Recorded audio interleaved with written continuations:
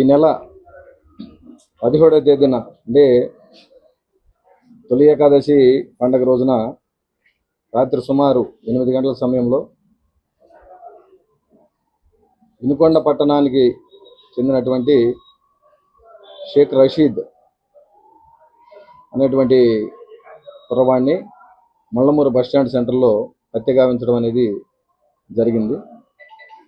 ఆ కేసు తాలూకు దర్యాప్తులో భాగంగా ఆ కేసులో ప్రధాన ముద్దాయి అయినటువంటి షేక్ జిలానీ అలియాస్ జానీ అనే అతన్ని అదే రోజు అరెస్ట్ చేసి జ్యుడిషియల్ కస్టడీకి పంపడం అనేది జరిగింది. ఇన్వెస్టిగేషన్లో భాగంగా ఆ కేసులో ముద్దాయిలు ఎవరైతే ఉన్నారో మరొక 6 వ్యక్తుల్ని ఈరోజు అరెస్ట్ చేయడం అనేది జరిగింది. వాళ్ళ వివరాలు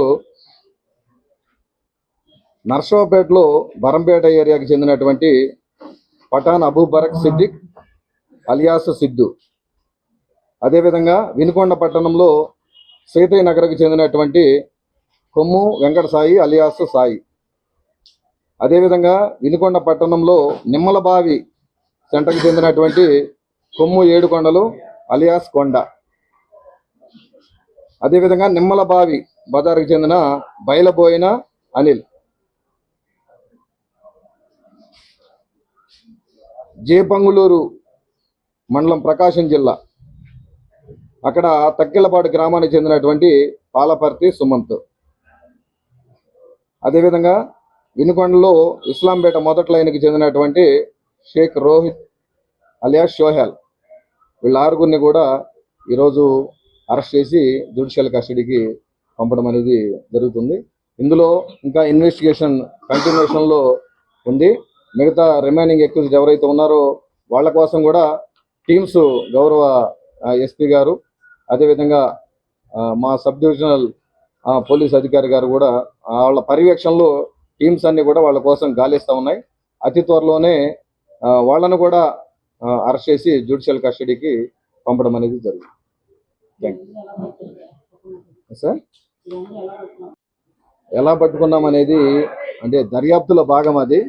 సో వీళ్ళందరూ కూడా వినుకొండ పట్టణానికి వచ్చినప్పుడు వీళ్ళందరి మధ్య కూడా ఒక స్నేహపూరితమైనటువంటి వాతావరణం, పండగలప్పుడు కానీ వేరే సందర్భాల్లో కానీ, ముఖ్యంగా మొన్న జరిగిన తొలి ఏకాదశి పండగ అదే రోజు ముస్లిం పండగ కూడా రావడం, ఈ సందర్భంలో అందరూ కూడా ఒకసారి గ్యాదర్ అవ్వాలన్నటువంటి ఉద్దేశంతో ఇక్కడ గ్యాదర్ అవ్వడం, ఆ రోజంతా కూడా కలిగి తిరగడం. సో సైంటిఫిక్ అనాలిసిస్ను బట్టి కూడా వీళ్ళ మధ్య ఉన్నటువంటి కన్వర్జేషన్ బట్టి కూడా తర్వాత వాళ్ళు గ్యాదర్ అయినటువంటి ఏరియాలో ఉన్నటువంటి సీసీ ఫుటేజ్ ఆధారం కూడా వీళ్ళందరూ కూడా ముద్దాయిలుగా పక్కా కన్ఫర్మేషన్ చేసిన తర్వాత వీళ్ళు రిమాండ్ పంపడం.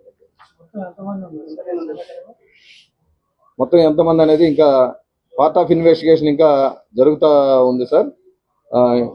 నాకు తెలిసి ఇంకొక 4-5, అదేవిధంగా వాళ్ళకి ఇంటర్ కనెక్షన్ ఉన్నటువంటి ఇంకెవరన్నా ఉంటే వాళ్ళు కూడా యాడ్ చేసి ఈ కేసులో ఎవరైతే ఒక వ్యక్తిని మర్డర్ చేశారో వీళ్ళందరినీ కూడా ఎవరిని కూడా వదిలే ప్రసక్తి లేదు. ఎవరైతే దీనికి ట్రాన్స్ఫరర్స్ ఉన్నారో, ఎవరైతే పార్టిసిపేషన్ ఉందో వీళ్ళందరినీ కూడా జ్యుడిషియల్ కస్టడీకి పంపడం అనేది జరుగుతుంది.